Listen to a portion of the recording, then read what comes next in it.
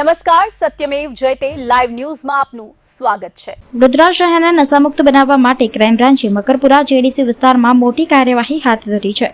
જગન્નાથ ભોજનાલયમાં દરોડા દરમિયાન ગાંજાનું વેચાણ થતું હોવાનો પર્દાફાશ થયો છે। બાતમીના આધારે ક્રાઇમ બ્રાન્ચે જગન્નાથ ભોજનાલય પર ઓચિંતો દરોડો પાડ્યો હતો।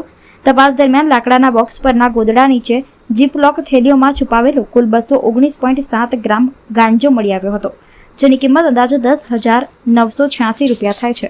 પોલીસે ગાંજો, પ્લાસ્ટિકની થેલીઓ અને રોકડા રૂપિયા સહિતના કુલ 11,366 રૂપિયાનો મુદ્દામાલ જપ્ત કર્યો છે। સંચાલક સુખદેવ ભાઉરાવ પનાળની ધરપકડ કરવામાં આવી છે। તેની સામે અગાઉ મારામારી અને પ્રોહિબિશનના ગુનાઓ નોંધાયેલા હોવાનું પણ સામે આવ્યું છે।